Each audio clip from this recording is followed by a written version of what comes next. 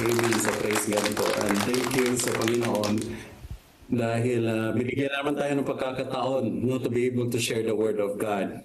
Which is in relation po dun sa atin pong series. So I'm grateful po talaga na tayo ngayon ay nandito para makinig muli. Praise God po. Muli nga po, palakpakan natin ang ating Panginoon sa umagang ito. Praise God. Are we excited po ba na makinig sa araw na ito? So, sabi ni Kuya Eugene kanina, kilala niya ako for 10 years. Hindi pa yata nag-break yung aking yung time element. Kaya po, meron po ako ngayon dito sa harapan ko na alarm clock. Okay, so kailangan pong i-alarm para po makapagsunod tayo sa oras. So without further ado po ay tayo po ay magpapatuloy na. So last time na nagkaroon po tayo ng atin pong service, aside from the last Friday was Pastora Gina. So she was talking about sino po? The centurion, di po ba? Sinong pangalan? Cornelius. Si Cornelius. Amen po ba? Amen. So ano pa rin natin, tanda pa rin po natin. So she was able to undergo through the verses 1 to 20 po. Yung naging kaganapan sa buhay ni Cornelius, kung saan po ay naipahayag ang kanyang dapat gawin at ito po ay nailatag through his vision, di po ba? Para po ito sa isang napakagandang pag-uugnay po between the Jews and the Gentiles, sa katauhan ni Cornelius at ni Peter. Amen po. So sa umagang ito tayo magpapatuloy dyan. So, I don't know, ayan, nakikita na sa screen po ninyo yung atin pong magiging pag-uusapan. So, this is a continuation po. This is verses 1 to 33 in Acts chapter 10. Amen po. So, pwede po tayong mag-take ng notes. I hope I can finish this fast po. Kasi may mga bagay naman pong naibigay na or natalakay na ni Pastora Gina. And I would just like to make an emphasis on this para mas maintindihan po natin on to quoting doon po sa magiging natin, yung focus ng ating pag-uusapan sa umagang ito. Amen po? So, praise God. So, I will continue na po. Ayan. So, it's in Acts 10, verses 21 to 33 po tayo ngayon. Amen? So, result of an effective personal ministry, which is salvation of the Gentiles, part 2 na po tayo. So, part 1 po yung ibinahagi sa atin ni Pastora Gina. So, I would not speak about or read na po ditong verses natin because ito po ay nabasa na sa ating Bible reading. But it takes about a lot of things po na dito na ipahayag kung paano kumilos ang Panginoon sa buhay ni Cornelius at ni Peter in preparing their hearts po at yung kanilang mga responses so that may pahayag po yung kagustuhan ng Panginoon. Mapangyari po yung gusto ng Panginoon na mapag-isa tayong lahat, Jews and the Gentiles. So, let me skip po ito pong atin pong mga verses muna. Okay, because babalik po tayo dyan sa panghuling verse, sa panghuling slides po natin sa pag-uusapan natin sa umagang ito. So definitely po ito po yung ating makikita sa screen natin ngayon. Just a little background po of the redemptive unfolding na ibinahagi sa atin ng Panginoon through the life of Cornelius and Peter. So alam naman po natin na hindi po talaga mapag-isa yung Jews and Gentiles in the old past. No, meron pong tinatawag natin na carnal pride, which is actually seen by isolation of the Jews from the Gentiles. So hindi po talaga sila magkasundo. There is never a way na nagkaroon po ng interaction ang Jews and the Gentiles. So sila po talaga ay magkalayo. This was explained to us by Pastora Gina as well. So before going through, alam naman po natin na may mga bagay po talaga na hindi nagkakatugma o hindi nagkakalapit. Now, just like what Pastor John MacArthur said as an example sa kanya pong naranasan, I just would like to tell this to us, iterate to us, which is nabasa ko rin po sa kanya. There was a young missionary, sabi po niya, there was a young missionary from Africa na na-witness po niya ang isa pong communion service sa isang church. And these were composed of different tribes of Africa. So meron pong tinawag doon na isang napakamatanda, old chief ng isang tribe na tinatawag po natin na Noni, okay? The Noni tribe. No, ang pangalan po yung matandang yun, which is the chief of the Noni tribe, is Manly Heart. So, ang ganda ng pangalan niya, Manly Heart. So, yung history po ng Noni tribe, ng Nasenga tribe, at ng Tumbuka tribe, na sila po talaga yung tatlong ito ay magkakaaway. So the Noni tribe is going to invade the Tumbuka and the Nasenga tribe para po magpatayan sila doon, para ipahiwatig na hindi talaga sila nagkakasundo. And the victory is marked by blood, no, and captivity. Pero in this service, in this community service na na-witness na isang missionary po sa Africa, nagulat lamang siya because sa service na ito, it was composed of the three tribes of Africa, which is the Noni tribe, the Nasenga tribe, and the Tumbuka tribe. At hindi na nakikita dito yung kanilang hidwaan at kanila pong indifferences sa bawat isa, but they were together worshiping the Lord. So dito po makikita natin, it was actually highlighted na kahit po sa haba ng panahon, no, ng galit, ng di pagkakaisa, ng hidwaan, no, when the Lord works into the lives of these people and into our lives, wala pong pwedeng hindi mapangyari sa kapangyarihan ng Panginoon. Napag-isa po sila. Bakit? At the last time, itong Noni tribe, they are marked by victory, by captivating the other tribes, no, through blood. Dito po ay napag-isa sila dahil sa Panginoong Jesus. Now, we can see on that, on the bigger scale po, talaga para sa atin, na by the blood of Christ, we are also united. Now, it is by the works of Jesus Christ and through His blood na tayo po ay napag-isa. So, this is just a very good illustration po na ibinigay sa atin ni Pastor John MacArthur, na sabi nga ay nakapagbigay din sa atin ng idea or inspirasyon na wala po talagang imposible sa buhay at sa kapangyarihan ng ating Panginoong Diyos. So going back into the Jews and the Gentiles, sabi natin, meron po tayong tinatawag na carnal pride dito, which means ito po ang tinatawag natin na nag-destroy ng relationship between the two of these groups, no, of people po. And the words of Peter and the life and in the life of Cornelius, dito po natin mapagtagpo na pwede din palang mapangyari na tayo mapag-isa, whether we are Jews or Gentiles. So ngayon, sabi nga, yung mga Jews, yung katangian po nila, they are very proud of the law, no, and the law keeping. They think, no, that they are saved by nationality because of the law. So ito nga po dahil sa promise ng Panginoon, no, sa Israelites, no, sa Israel, na sila po ay talagang pinoprotektahan ng Panginoon. May tinatawag tayo diyan na nagiging pride na nila na sila po ay pinili ng Diyos. No, in the context of that particular situation po. Kaya nagkaroon sila ng tinatawag na lumaki yung ulo nila. No, they use that opportunity po talaga yung pagkapili sa kanila. At naging batayan niya na sila po ay nagiging mas mataas pa sa ibang klase ng mga tao. However, dito sa mga Gentiles, ano pong tingin nila? Na sa mga Gentiles, they are considered and treated as slaves. They are the fuel for the fires of hell. So, ibig sabihin, nandyan lang sila para manggulo. Okay? So, these are two things na makikita po natin na imposible po talagang mapag-ugnay. So, there was hate. Una, yun po, may isolation and no interaction by the Jews towards the Gentiles. Ang balik doon, kahit hate nila ng Jews ang Gentiles, yung parang na rin, no, bumalik na rin sa kanila yung puot, no, at galit ng mga Gentiles din sa mga Jews. So, imposible talagang mapag-isa ang bawat isa. So, this marks a great disunity among this group of people. So sabi po natin kapag merong ganitong klaseng sitwasyon, hindi po natin malalaman or matutukoy talaga kung how we are going to unite these people.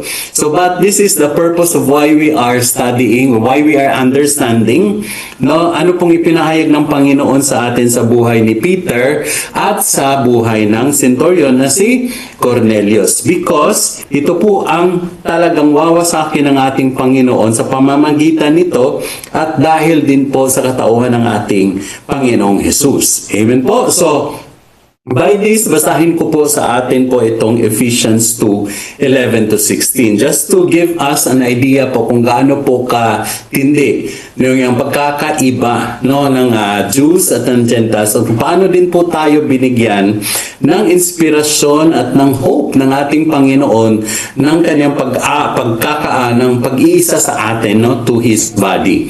So, sa Ephesians 2 verse 11 to 16, ang sabi, "Therefore remember that you once Gentiles in the flesh, who are called uncircumcision by what is called the circumcision made in the flesh by hands, that at that time you were without Christ, being aliens from the commonwealth of Israel, and strangers from the covenants of promise, having no hope, and without God in the world." So in short po talaga, dito ibinabahagi talaga ng mga Jews to the Gentiles, pinapahiwatig nila, pinapaalam nila, with a very big impact po talaga, in a very short way of saying na at that time that you were without Christ. Keeping us reminded bilang mga hintil ng mga Diyos na talaga tayo ay walang pag-asa. Walang pag-asa.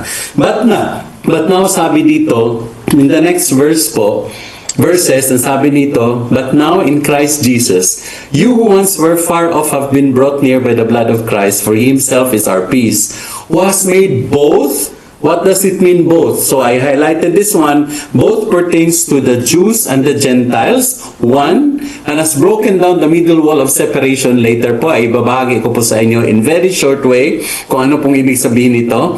Having abolished in His flesh the enmity, that is the law of commandments contained in ordinances, so as to create in Himself one new man from the two. Sino pong itong two? Ito na naman po ang mga Jews and Gentiles, thus making peace, and that He might reconcile them both again to God in one body through the cross, thereby putting to death the enmity. So which means, dito po ibinahagi sa atin ng Panginoon that through Jesus Christ ay mapapag-isa niya ang Jews and the Gentiles into one body, putting an end to disunity. So ito po ang atin pong makikita sa pag-aaral natin sa umagang ito. So let us just try to check yung tinatawag po natin yung Jerusalem Temple, or yung temple na sabi natin, doon natin makikita yung tinatawag na Holy of Holies. Okay, just an illustration.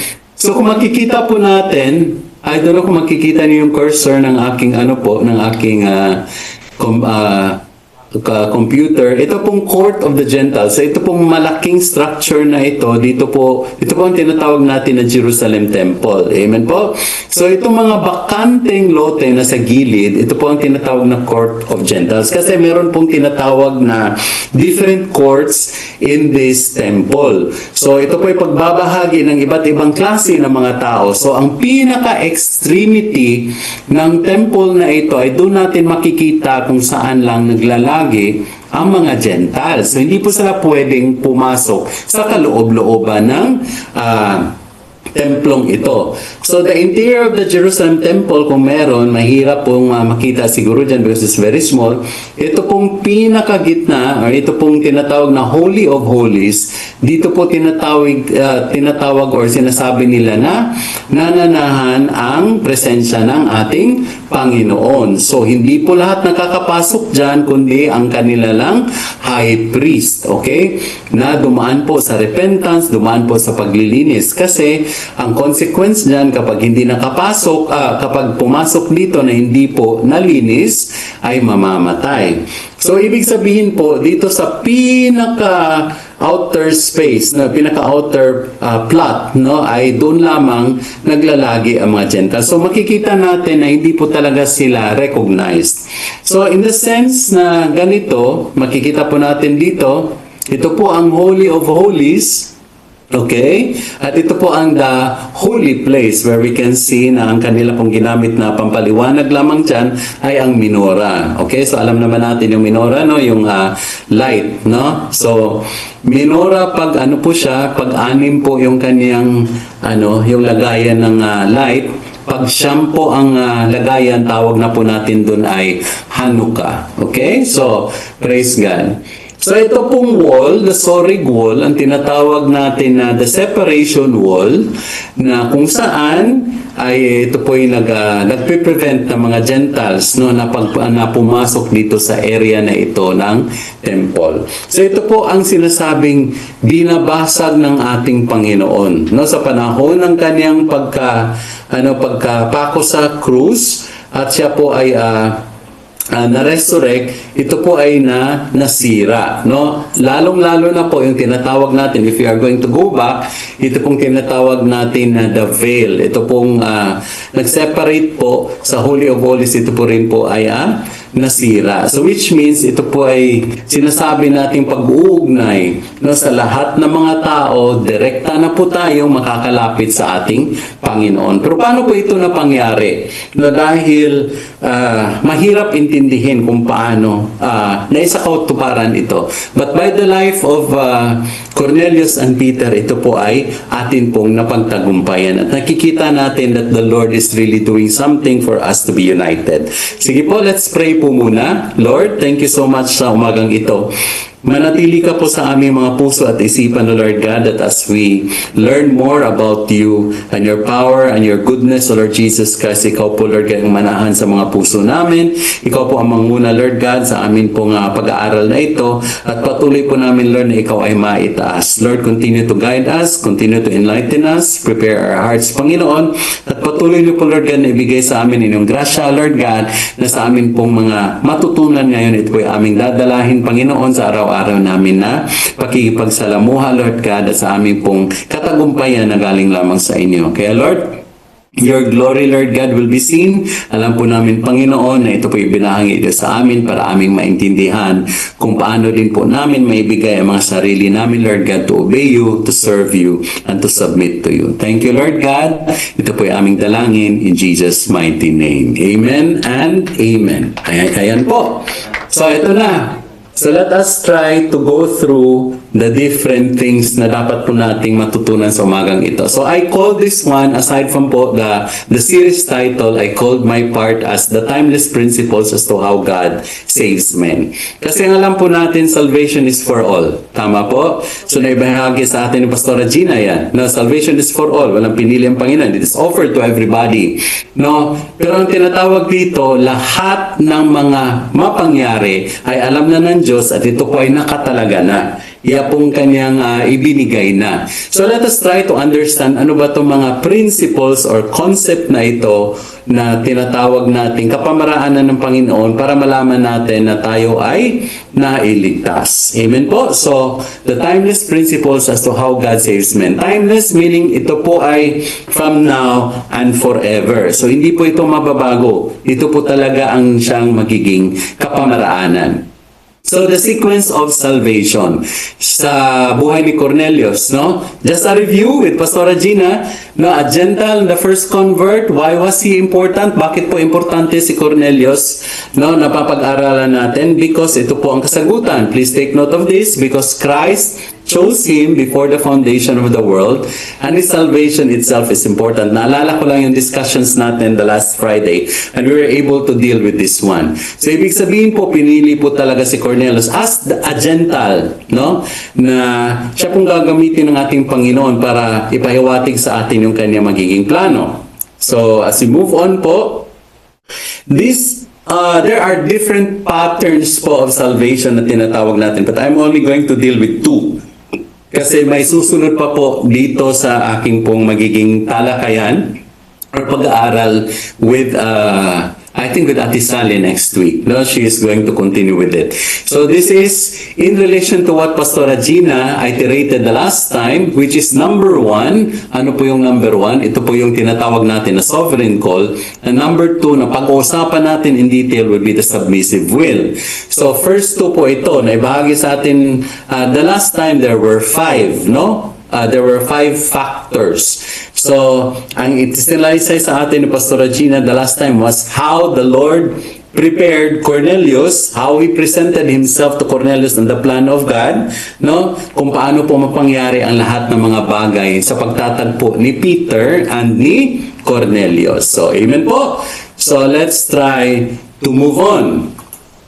So let's deal first with sovereign call. Ito po ay napakasimple lamang kasi sabi nga dahil natutunan natin in Acts 10:1-20 no sa the last Fridays po na ibinigay sa atin ni Pastora Gina, ito po ay pagbabahagi kung paano po talaga piniprepare ng Lord si Cornelius. Amen po. So paano po yun? God's sovereignty is active in salvation. It all is initiated by God. So alam po natin na sa mga nangyayari, no, alam natin na hindi po ito kagagawa ng tao. It's not by our works. No, it's by the Lord. No, so nandyan palagi ang Panginoon, and it is by His sovereignty na ito po ay talagang napangyari. No, so we are here to understand how the Lord arranges everything and how He presents salvation to all of us. The initiation comes from Him at hindi po sa atin. Amen po. So pangalawa,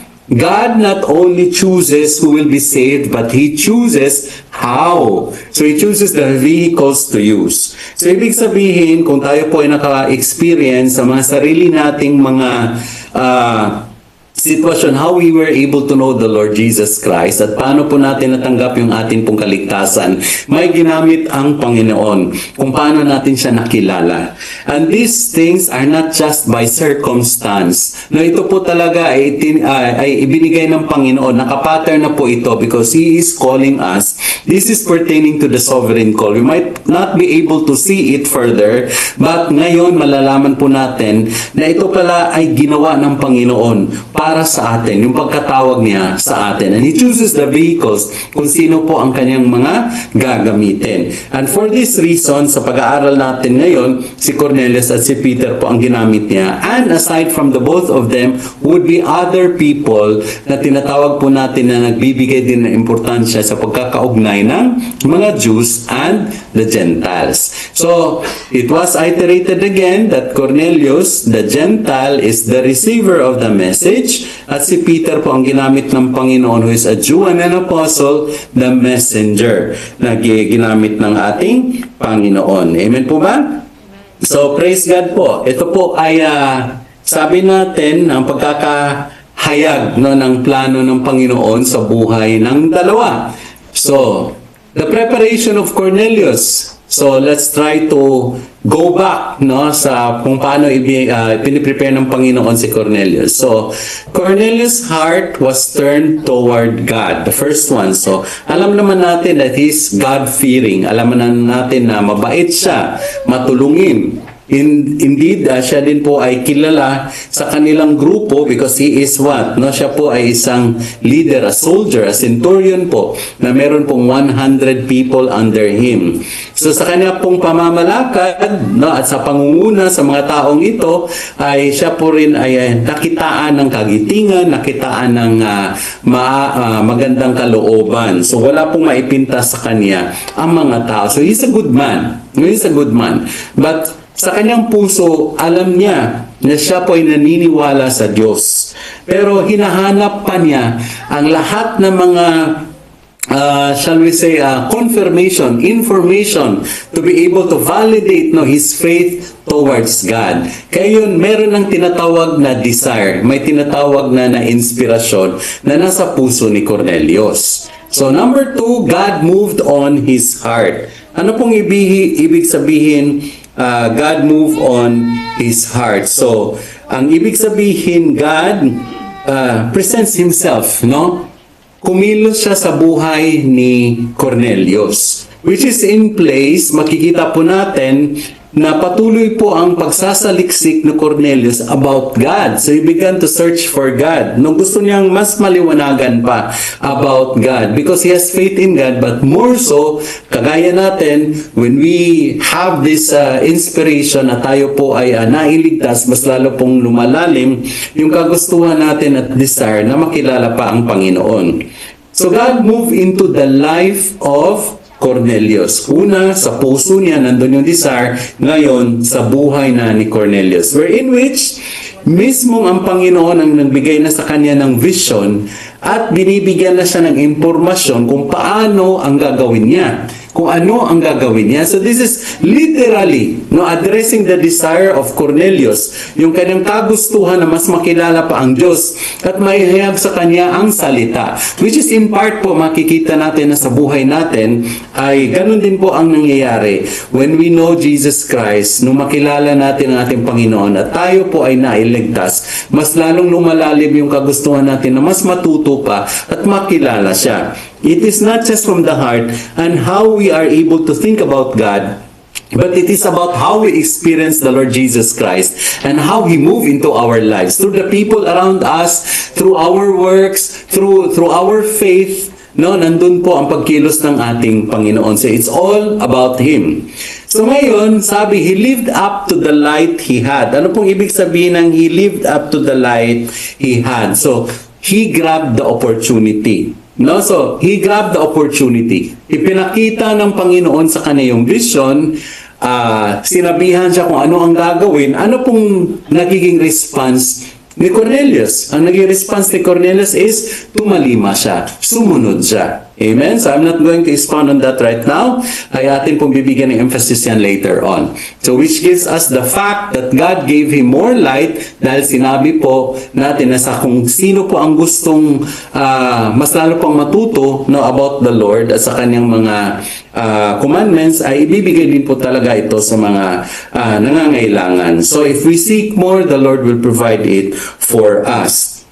Sabi dito, God gave him more light, giving the opportunity to exercise his faith by obeying God and send men to find Peter. So yun po, naibahagi po yan sa atin. So sa mga bagay na ito, sa preparation na ito sa buhay ni Cornelius, ito po ay makikita natin na yung kanyang pag-respond sa ibinigay na kapahayagan ng Panginoon sa kanya. Ano po ang natatanging nakikita natin sa buhay ni Cornelius? Siya ay may pananalig sa Diyos, siya po ay nagsasaliksik at binigyan siya ng oportunidad. Ang kanya pong ibinigay na pagtalima ay immediately. So hindi po binigyan ni Cornelius ng like for example a leeway, a time na sabi nga ay saka ko na susundin, mamaya na kasi busy pa ako.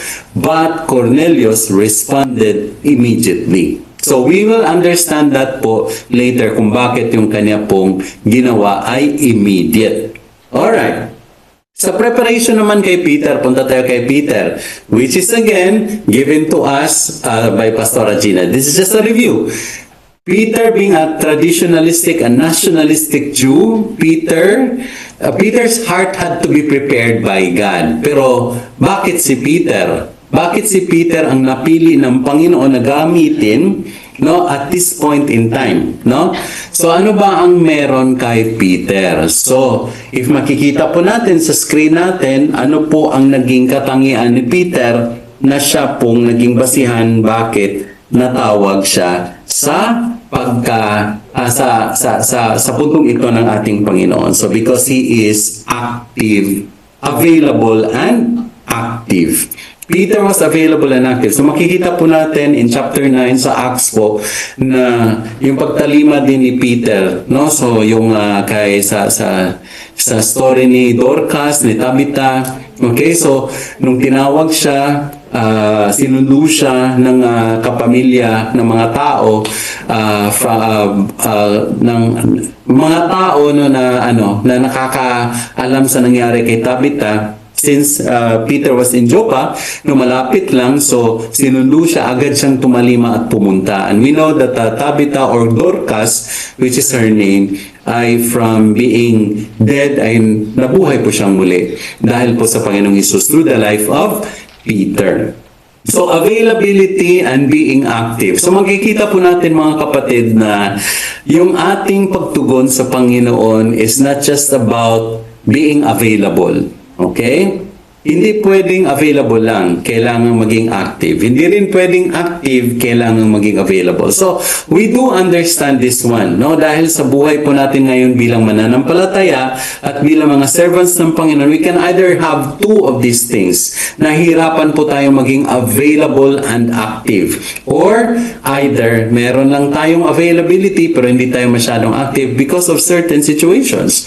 Meron din tayong active tayo masyado, pero paminsanan lamang tayong available para sa pagsisilbi sa Panginoon. But this time, Peter has both. Okay, so bakit? Ano po maging emphasis nito? So the applied biblical principle po nito is ganito. Kapag tayo po ay natawag ng Panginoon, kailangan din po nating mag-respond. No, and the Lord will be able to lead us on the way. So ibig sabihin, yung ating puso na nagsasubmit sa Panginoon, ito po ay nagiging batayan para kumilos din ng Panginoon sa buhay natin at mabigyan tayo ng kapamaraanan kung paano tayo sumunod sa Kanya. So, it is stated here, and I being in the way, the Lord led me. I being in the way, ibig sabihin, I am available. Lord, I am available. I being in the way. Then the Lord led me. So the Lord give you the opportunity to be active and to exercise your faith. Ito po ang nangyari kay Peter.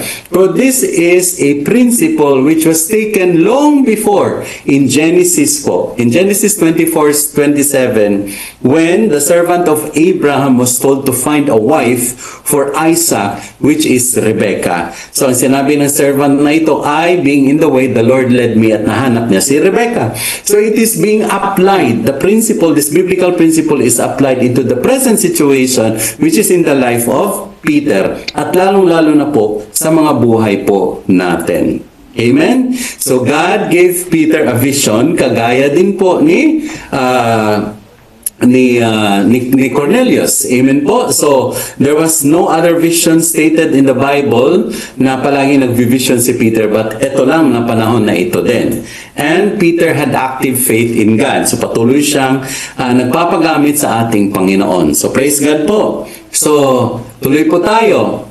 So, ito po ang tinatawag natin na pagpapahayag or an illustration wherein which everything, yung initiative, yung pangunguna ng ating kaligtasan ay talagang nanggagaling sa Panginoon. Okay? First, we receive that sovereign call in different manners. The Lord uses different vehicles to be able to what? Transmit the message or give us the message of salvation. So ito po ang una nating makikita sa buhay po natin. However, sa atin pong pagsasaliksik sa Panginoon at pagtanggap po sa Kanyang salita, meron po tayong tinatawag na choice. Okay? So ano po itong tinatawag natin na sovereign choice? Amen po. So lahat po tayo sa pagkilos ng Panginoon sa buhay natin, tinatawag tayo. Kapag tayo ay natawag ng Panginoon, meron pa rin po tayong pagsunod na dapat nating intindihin. Now, when Cornelius was given the vision by God, and also Peter was given the vision, meron po silang choice na sumunod. Okay? So, but this choice of them is what we call as the desire. Now, desire that comes from their hearts. Okay? Na siya din pong itinanim na ng ating Panginoon sa mga puso nila. So, they pertain to this, they address this call for them and they had to make a choice. Kagaya po natin ngayon, yung tinatawag natin na pagtalima natin sa ating Panginoon ay kailangan din po natin itong bigyan ng halaga. However, with this particular way of understanding what choice is, masasabi po natin na the Lord brought them together. Now, the Lord brought them together, meaning Peter and Cornelius, for a certain purpose. Okay po, for a certain purpose. So, kaya po nagkaroon ng choice sila. Gusto nila kasi nagsasaliksik si Cornelius about the Lord. He wants more information. And Peter was also available to be able to what? Respond to the call of God, to really ipahayag ang salita ng Panginoon. So it was the perfect timing for both of them to respond to our God. So ngayon, makikita po natin na yung sovereign timing din, sovereign call, sovereign choice, and sovereign timing ay mapangyari because naitataon sa sitwasyon na ito na silang dalawa talaga ay pinagtagpo ng Panginoon. So this was being addressed because of a certain purpose na gustong mapangyari sa atin ng Panginoon. So ito nga po ang sinasabi na only God can move the hearts of people. Only God can actually open hearts. No, hindi po pwedeng tayo ay may kanyang kagustuhan lamang, kundi Ibinahagi na sa atin ng Panginoon ang mga pagkakataon, ipinakita na niya sa atin, at lalong-lalo na po ay itinanim na niya sa atin yung ating pagsunod sa Kanya. So kailangan lang po ng mga oportunidad, no, for us to be able to see the situation and understand at tayo po ay o-obey sa Kanya. So sabi nga dito sa sa mga verses na ito, na ipapakita ko po sa atin, no, na naipapahayag po yung sovereign power ng ating Panginoon. In Isaiah 65:24, sabi dito, "It shall come to pass that before they call, I will answer. And while they are still speaking, I will hear." So which means nandyan na ang Panginoon. Nasa simula't simula pa lamang. The power of God, no, has being exercised. The power of God is being felt, no? The power of God is there already sa mga buhay po natin bilang kanyang mga iniligtas. In Acts 16:14, sabi din po dito, "Now a certain woman, Lydia, heard us. She was a seller of purple from the city of Thyatira who worshiped God. The Lord opened her heart to heed the things spoken by Paul." Ano pong ibig sabihin nito? Na there was a certain woman named Lydia in Thyatira po. So kasi, ay pinakita dito sa verse na ito, yung in-underline ko po yan, emphasis, the Lord opened her heart. So ibig sabihin tayo din po pala na yung ating pagkakaintindi sa salita ng Panginoon, it is by the work of our Lord Jesus Christ. It is by the work of our God. Hindi po pwedeng tayo lang ay pwedeng makaintindi. Kaya po minsan makikita natin that there were parts of our existence, no, as a Christian na hindi po natin maintindihan mga bagay-bagay, but it will come at time na bubuksan ng Panginoon yung puso natin at buo nating maintindihan ang Kaniyang salita. At doon na natin makikita na tayo po talaga ay napaka-opportune na maintindihan ang mga bagay na ito. So how do we do that? No, the Lord wouldn't just open our heart, but it also requires us to be there, available and active, which is ito po ang nangyayari sa mga disipulo niya, sa lahat ng mga mananampalataya sa Kanya. So kagaya ng mga if I may try to recall po, yung mga nagpursige at nagsabi kay Jesus Christ dati na gusto nilang sumunod sa Kanya. Di ba? Anong mga kondisyon na ibinigay ng Panginoon? Let the dead bury their dead. Okay? So, iwanan mo lahat ng mga, ibigay mo ang iyong mga kayamanan sa iba at sumunod ka sa akin. Pero ano po ang mga naging tugon or katugunan ng mga taong yun? Ay hindi sila sumunod dahil nanghihinayang sila sa kanilang mga ari-arian at sa mga oportunidad na kanilang iiwanan. So mahirap po talaga, which is actually for us ay napangyari din po. Then it will come a time na tayo po din ay susunod sa Panginoon. But this is by the works of our Lord. So Luke 24:45 po, ito po ang sinasabi natin kanina. Then He opened their understanding that they might comprehend the scriptures. So ito po, hindi po natin kaagad-agad maintindihan ang scriptures kung hindi din po kikilos ang Panginoon sa buhay natin. John 6:45, ito, so isang napakagandang kapaliwanagan for us to understand how the Lord works in our lives in terms of our salvation. So, it is written in the prophets, and they shall all be taught by God. Therefore, everyone who has heard and learned from the Father comes to me. They shall all be taught by God. So, mga kapatid, yung pagbabahagi ng salita ng Panginoon, it is the Lord teaching us. No? So marami mang ginamit ang Panginoon na daluyan ng Kaniyang salita para may pahayag ito, but it comes from the Lord. Not until the Lord opens our hearts, not until He allows us to understand everything. No? Siya po ang nangunguna, Siya po ang nagtuturo sa atin, and then we are able to understand everything na gusto po nating marinig at matutunan. Okay? So sabi ni Jesus, the only people who ever come to me are those whom God taught. Okay? So makikita na yung lalapit lamang sa Kanya, yung pupunta lamang sa Kanya ay yung mga taong tinuruan ng ating Diyos, at yun din po ang nakinig sa Kanya at totoong nakakaintindi at sumunod sa ating Diyos. Amen po? So, just to make an emphasis po talaga in terms of sovereign call. No, kasi lahat naman tayo, alam tayo ay anak ng kasalanan, di po ba?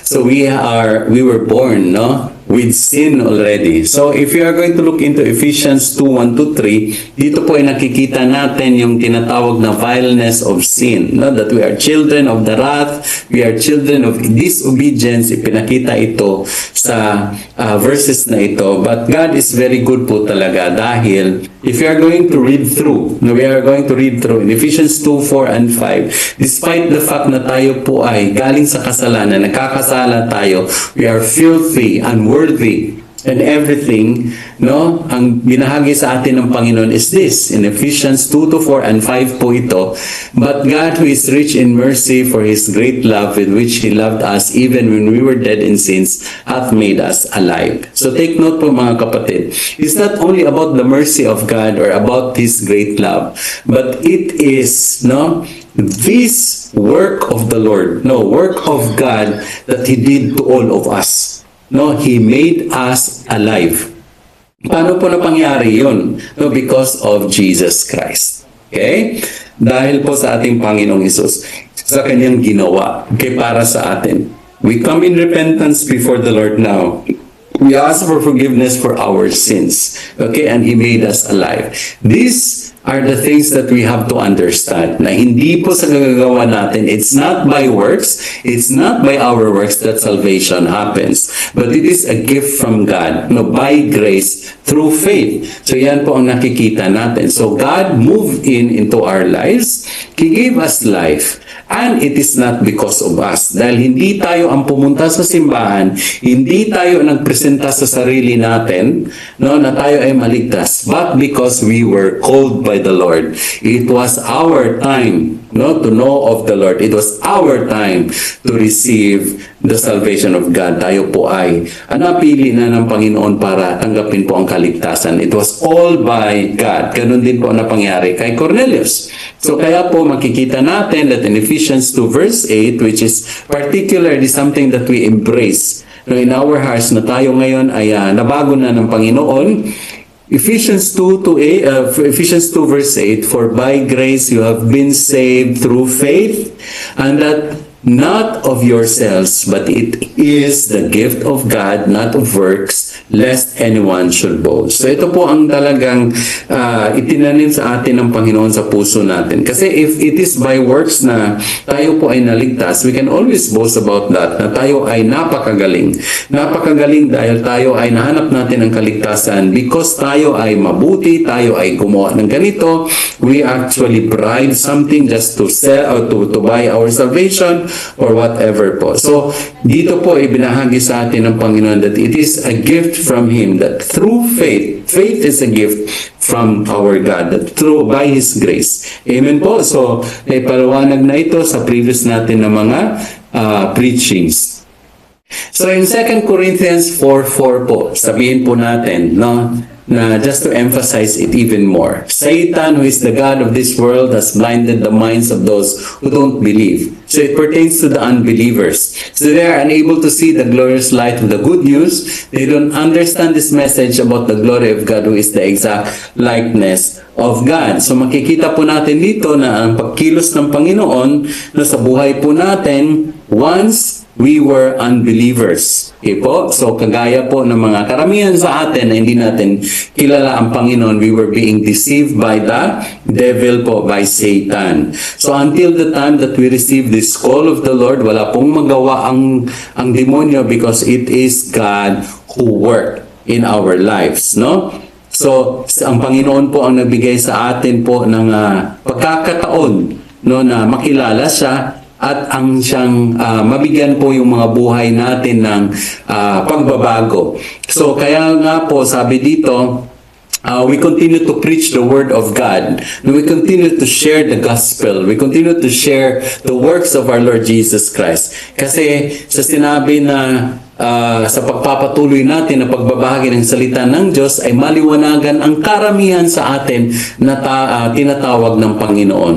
Because the Lord is going to work onto us. No, kagaya na po ng nasabi kanina that there will always be the receiver of the message. There will always be the messenger of the message. At ito po ang vehicle, pwede po tayo yun. Amen? So, in 1 Corinthians 12:1 pa rin po sa pagbabahagi, now concerning spiritual gifts, brethren, gifts, I do not want you to be ignorant. You know that you were Gentiles, carried away to these dumb idols, however you were led.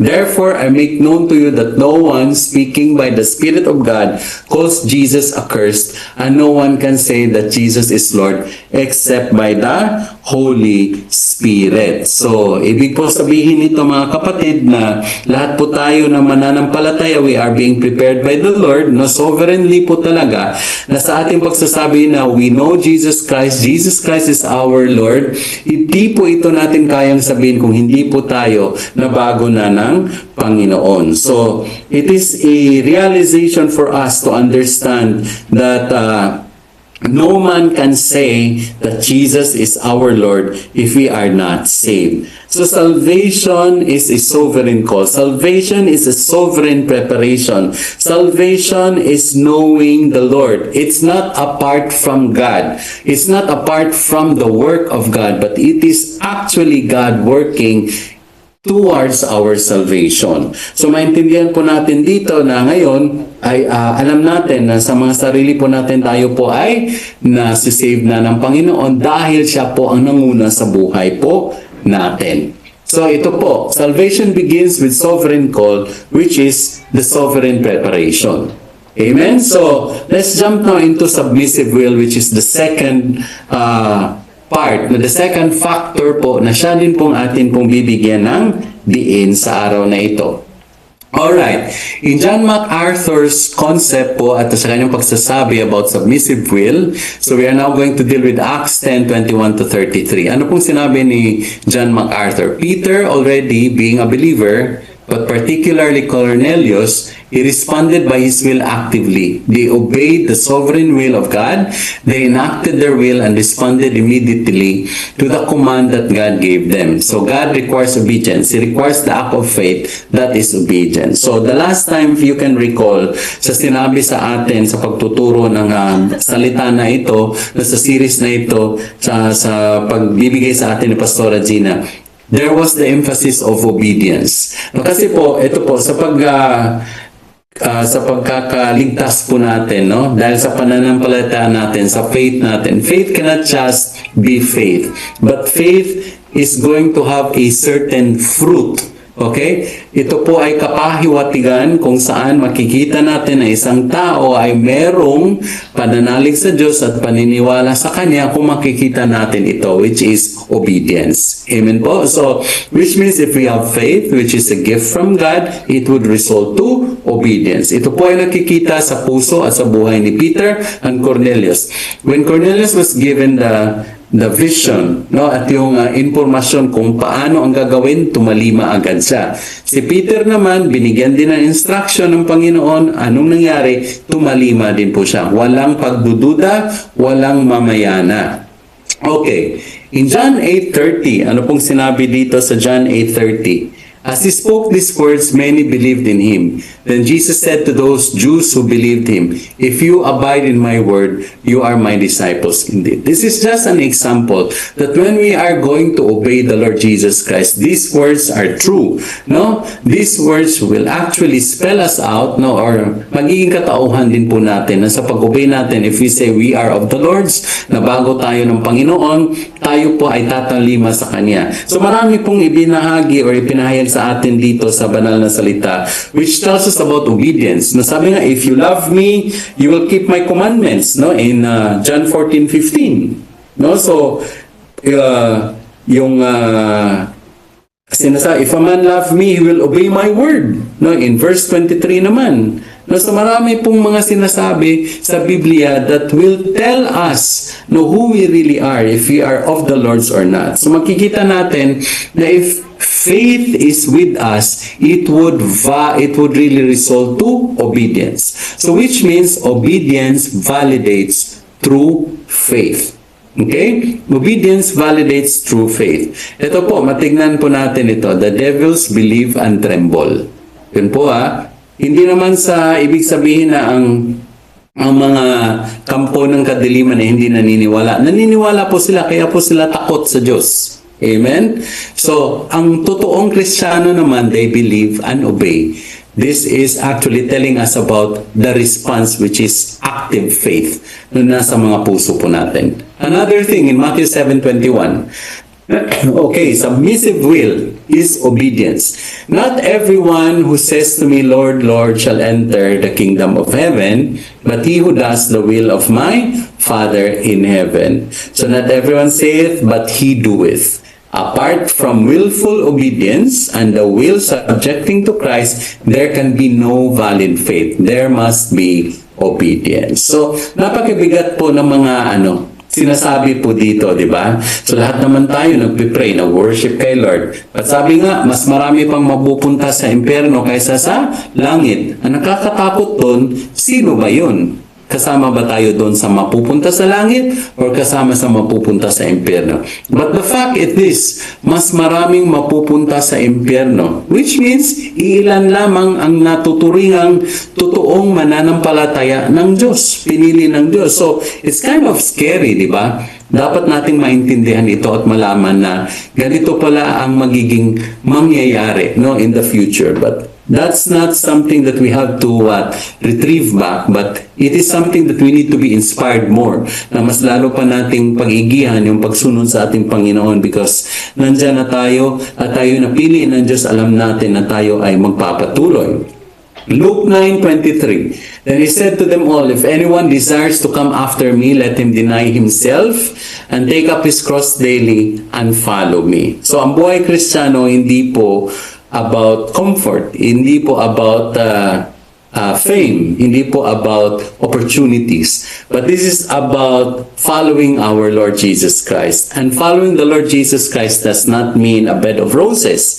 Ito po ay tinatawag na pagtalima sa Kanya ng buong buo. Ang puso natin ay totoong sumusunod sa ating Panginoon. There is total submission, submissive will. Again, it is about obedience. To willingly make verbal, active faith commitment to follow Jesus Christ.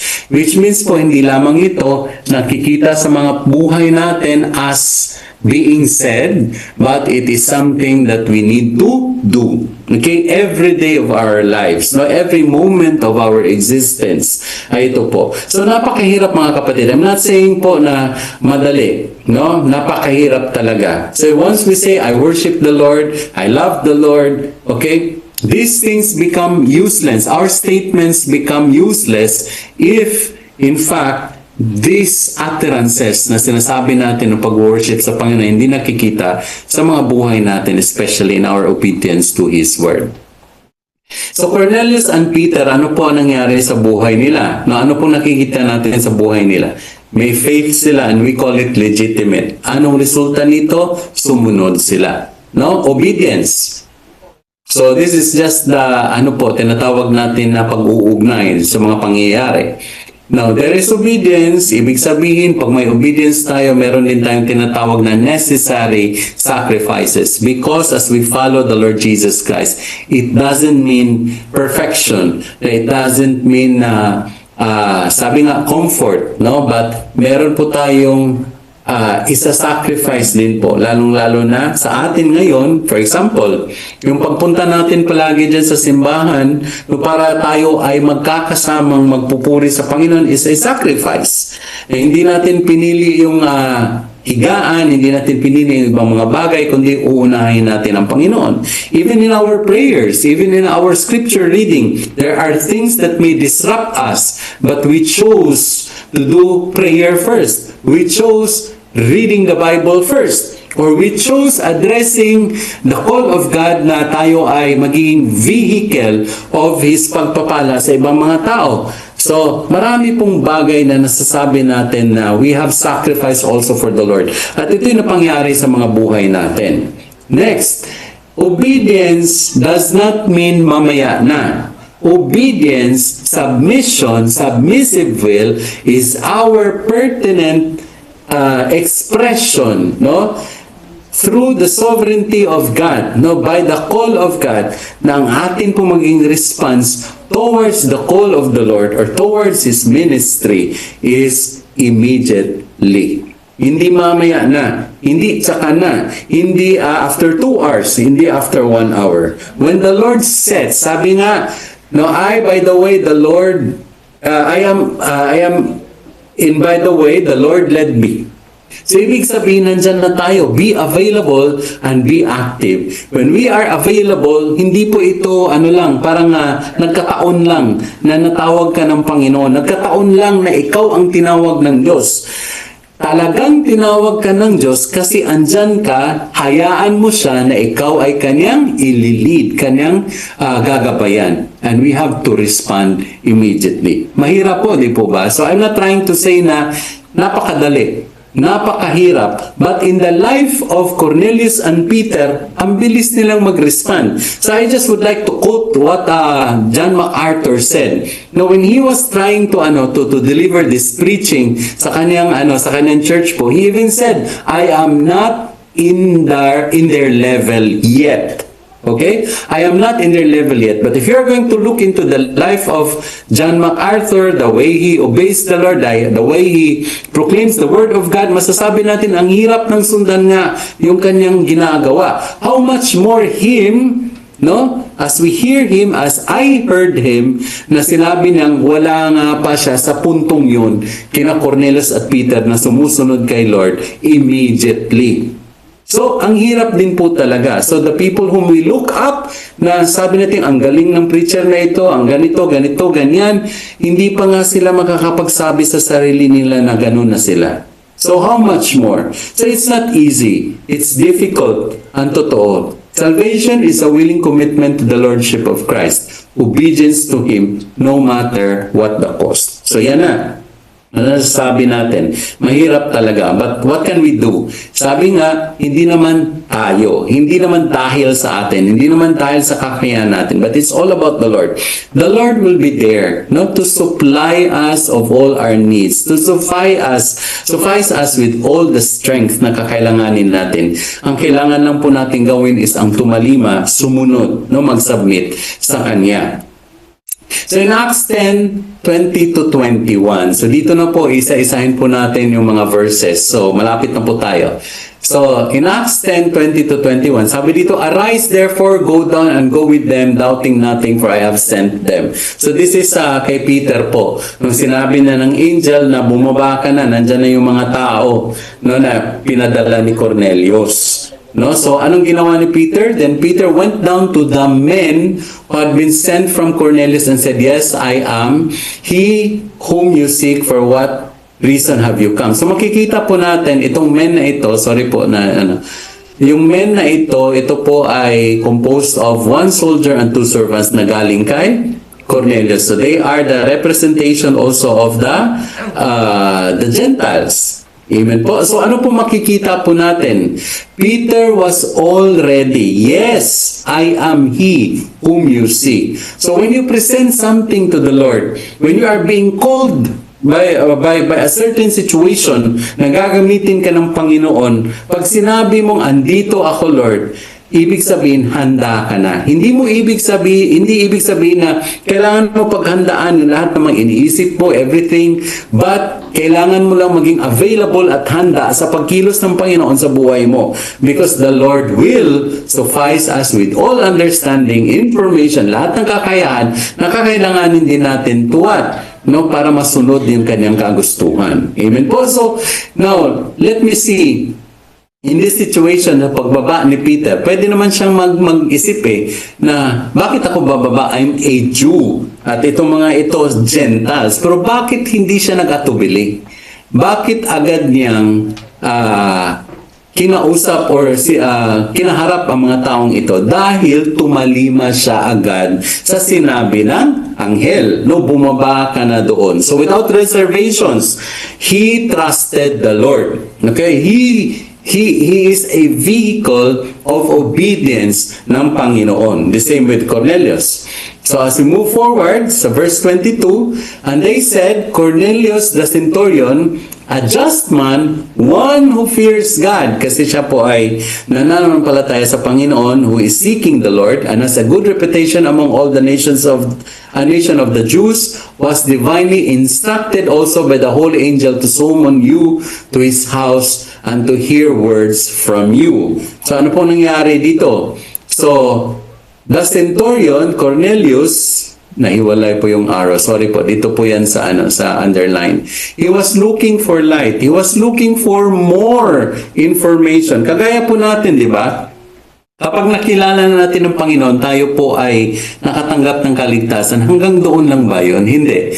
Our faith would result to obedience. Obedience means following the Lord Jesus Christ. How do we follow the Lord Jesus Christ? Know Him better. How would we know and know the Lord Jesus better? By His words. How do we know the words? We read the Word. How do we read the Word? We have availability and response immediately. So, ibig sabihin dito sa buhay ni Cornelius, he was looking for more para mapagtanto niya yung kanyang paniniwala sa Panginoon at ang katotohanan ay matanggap niya. So, sabi niya dito in John 7:17, if any man wills to do his will, he shall know the doctrine. So, ibig sabihin po, kapag tayo po talaga nagsiliksik, gusto nating matutunan ang salita ng Panginoon, gusto nating maisapamuhay ang mga ito, we would know the precepts of the Lord kasi ihahayag yan sa atin ng Panginoon. So go back.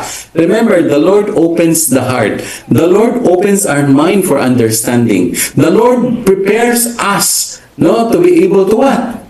See His works. To be able to what? Accept what He wants to work into our lives. Kasi kailangan lang sa atin yung availability and activeness to respond to Him in obedience with all what you call submission sa ating Panginoon. Amen? So, verse 23, and sinabi din, He invited them in and lodged them. So, take note, by history, Jews and Gentiles, ito po ay isa pong sabihin natin, hindi pwedeng mapangyari sa sitwasyon na iyon or sa panahon na iyon. But because the Lord wants to break, the division, the disunity between Jews and the Gentiles, He used Peter and Cornelius para po ito po ay ipahiwatig sa atin na ito'y kaya niyang gawin.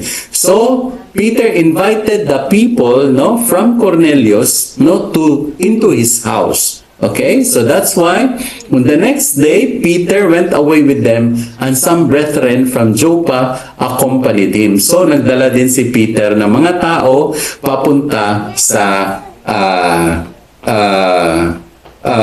from Joppa, papunta doon kay Cornelius. Amen po. So ang sinabi dyan, there were 6 Orthodox Jewish Christians na sumama kay Peter. Pero ano bang ibig sabihin dito? Peter was inspired by the Lord. Peter has the desire also na gawin ito, na tumalima sa Panginoon. So it says here, God led Peter not only by the vision, but through Peter's own desires and own ideas.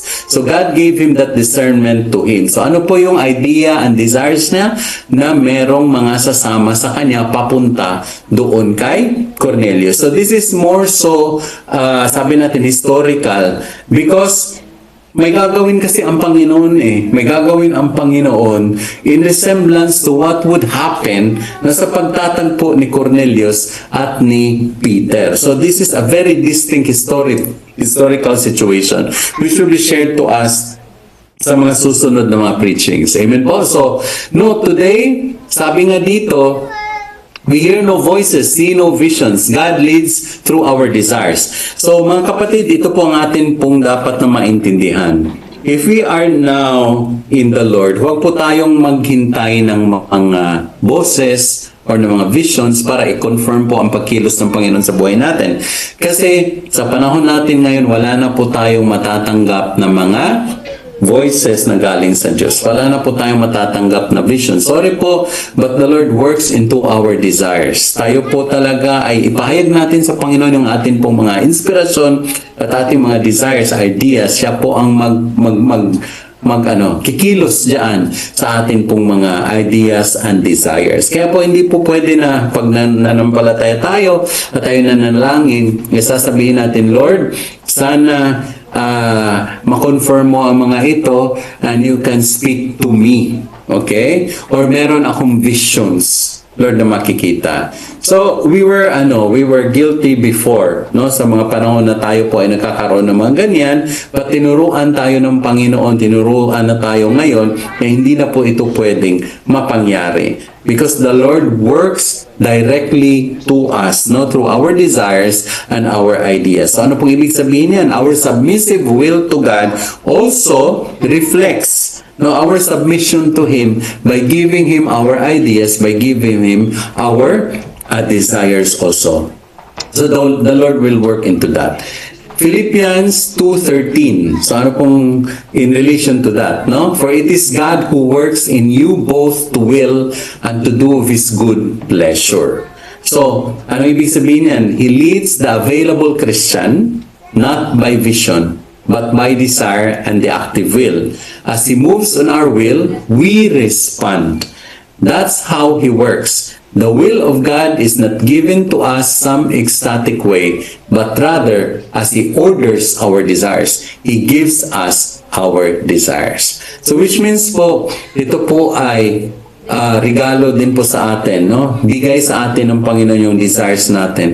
Kasi yung desires natin na naahayon sa kagustuhan ng Diyos, ay mapapangyari po yun. Kasi yun po ang siyang ibinigay sa atin ng Panginoon.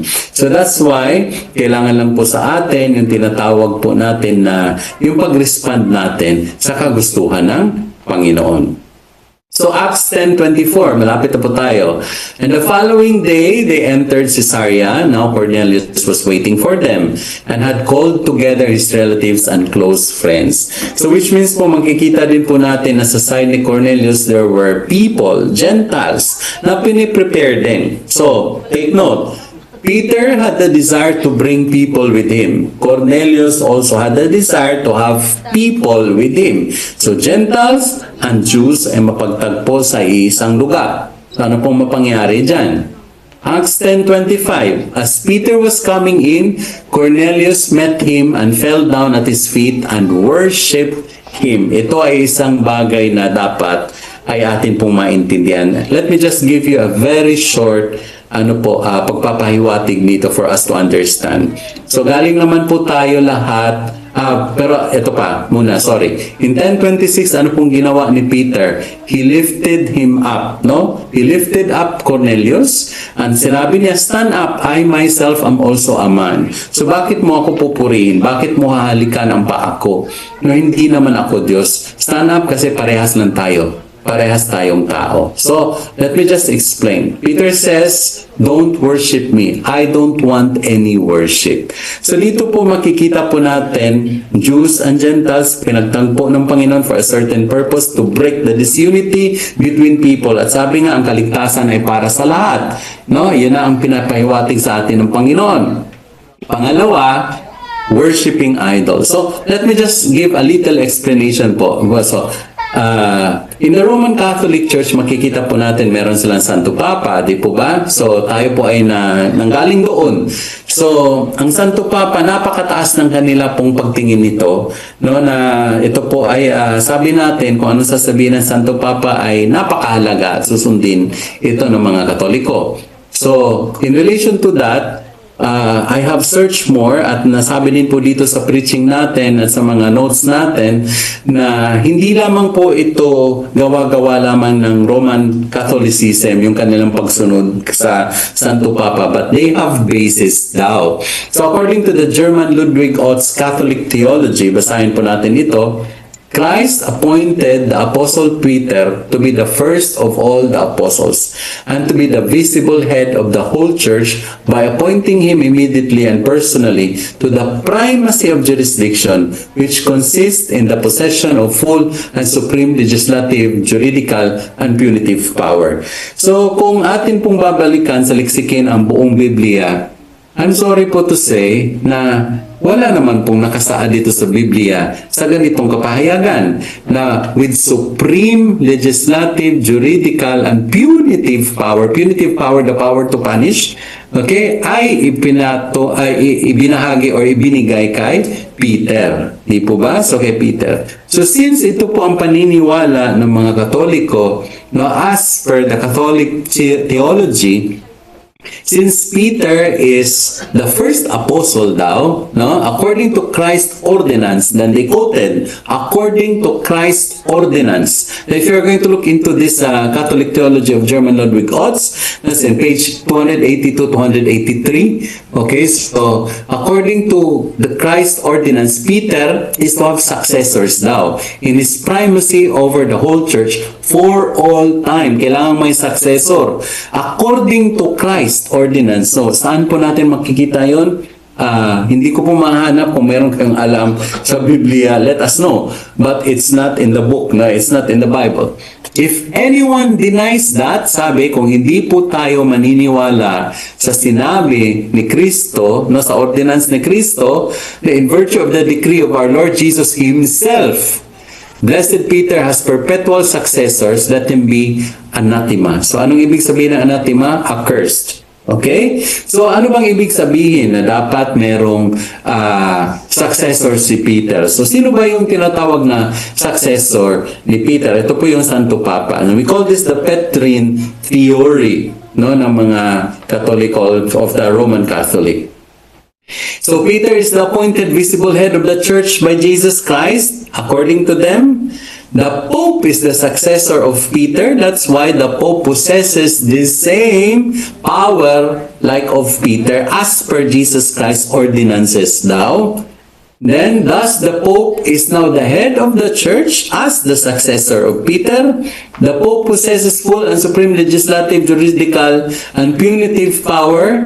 The Pope is infallible when he speaks ex cathedra on the subject of faith and morals. So ano pong sasabihin ng Pope? Ito po ay nasusunod, hindi po ito pwedeng basagin, no? If he says something and all Catholics will follow, in accordance to faith and morals. So makikita po natin kaya po ganun ang nagiging sitwasyon sa Roman Catholicism. But if you're going to validate this one into the Bible, wala po tayong makikita. Then going back to what Peter said, no, to Cornelius, which is a very clear illustration of his status, no, being a man, a follower of God, pero ayaw niya ng worship. Because Peter is just a man. Peter disallowed Cornelius to worship him at the very start. Thus, no Christian or any saint is to be worshipped. So in Isaiah 42:8, sinabi dito, and this is very, very clear from the Lord, na siya pong ipinahayag, I am the Lord, that is my name, and my glory will I not give to another. So ibig sabihin, wala po sa Biblia sinasabing merong kapangyarihan o merong tinatawag na supreme, no, primacy no si Peter above all. In fact, si Apostle Paul pa nga nagsasabi, hindi pwede yon, no? Because siya nga, bilang an apostle, I'm just a man. Hindi ako Diyos. Okay? So, he's a follower of Christ, but he is not God. So, hindi nga siya, he's not into the idea of worshiping anybody, but the only person that we are going to worship is God. I am the Lord, that is my name, and my glory I will not give to another. In the Old Testament, sa Old Testament, ang pinupuri natin, ang Diyos lamang, no, God the Father. Sa New Testament, so sino bang nagsabi, or sino bang tumanggap ng worship lamang? It's not Peter, it's not Paul, it's not anybody at all, but there is only one man, no, na sinabi nating tumanggap ng pagpupuri, and that is Jesus Christ. And Jesus Christ is God. So kaya po makikita natin na it is not possible that we are going to worship the Pope, no? Or in significance to what they say about Peter. Amen po. So yun po lang, a short iteration. In Acts 10:27, and as he talked with him, he went in and found many who had come together. So maraming tao doon sa bahay ni Cornelius. Again, God moved Cornelius through his desires to do this. 28, then he said to them, you know how unlawful it is for a Jewish man to keep company with or go to one of another nation. But God has shown me that I should not call any man common or unclean. Ito na po yung pagpapahayag na hindi tayo dapat na magsabi na merong Jew or Gentile na or common or unclean, but we are one. Pinag-isa na tayo ng Panginoon. So contact with a Gentile is an unlawful thing. So which means athimitos or it's a taboo. And a defilement for 7 days. Kasi po historically, ang sabi dito, yung mga Gentiles daw, kaya po hindi pumapasok ang mga Jews or nakikisalamuha ang mga Jews sa mga Gentiles is that, ito example po practice ng mga Gentiles before kapag nag-abort ng bata daw, nabuntis na abort, ano nila, nilalagay lang yung mga yung mga labi ng pregnancy or dugo-dugo pa sa drain sa bahay ng mga hintil. So kaya po kapag merong Jew na nakapasok or ayaw talaga lang pumasok because of this situation na makasalanan ang mga hintil. So kapag napangyari that you have associated with the Gentiles, ay meron po tayong tinatawag na defilement for 7 days. At ito po ay napakalaking kaparusahan para sa mga Jews. Kaya hindi po nila ito ginagawa. But now, in the presence of Peter and Cornelius, ito po ay napagtibay na hindi na po ito para sa kanila ay nasusunod. Because it is by the Lord. The Lord has set them both together to meet together and to end up this tinatawag natin na pagkakalayo ng Gentiles and Jews. So salvation is offered and given to both the Gentiles and the Jews. So 29, therefore I came without objection as soon as I was sent for. So hindi po nakatubili agad si Peter. No? Agad siyang tumalima. He could always have question, bakit Lord? Hindi ako pwedeng pumunta doon kasi mga hintil sila. But no, the Lord has given him clear instruction and message na pumunta ka doon. And then, tumalima siya. So kaya nga po dito, Peter came right away. So makikita natin yung obedience ni Peter, yung submission ni Peter. Peter obeyed intentionally. Okay? So, which means po, nandyan po talaga yung kanyang pagsunod sa Panginoon. Despite the fact, traditionally, meron siyang idea na hindi pwedeng magkatagpo ang Jews and Gentiles or sa mga bagay po sa ating buhay na meron tayong mga tinatawag na apprehensions ay nagiging balakid din po ito sa ating pagsunod sa Panginoon. This time, we have to think it over and over again at masasabi natin that obedience requires immediate response. Kaya dito po sabi sa Psalm 119:60, I made haste and delayed not to obey thy commandments. So, it's biblical po na sinabi dito, delayed not to obey thy commandments. So, kapag tayo po ay klarong tinawag ng Panginoon, huwag po nating hayaan na ang ministry natin ay magsasuffer dahil hindi tayo sumunod. Dahil sa ating mga apprehensions, dahil sa mga bagay na nagpe-prevent sa atin to really obey the Lord at para po tayo ay makapag-serve sa Panginoon. But indeed, these are tests of our availability and faith in active response para po makita din po sa mga buhay natin kung totoo ba tayong mananampalataya sa ating Panginoon. So, what John MacArthur says, the spirit of obedience says, Lord, I'm waiting. Where's my information? I got to get going. Nandito na ba tayo sa posisyon na ito na masasabi nating nandito ako, Panginoon? Asan po yung instruction nyo? Asan po yung ipapahiwatig nyo? Kasi gusto ko na pong gawin ito. No? Andito na po ako. Kaya po, Lord, gamitin nyo ako. No? So I remember Pastora Gina said, use me. Handa na po ba tayong gamitin ng Panginoon? Pero yung paggamit lamang, hindi po yung paggamit lamang po. Nandun po ang katotohanan, ang totoong pagtalima at ang buong availability natin at pagsunod sa Kanya immediately. That's the spirit of obedience, which is also what we call as spiritual maturity. And the other of that is spiritual immaturity. So conclusion na po tayo.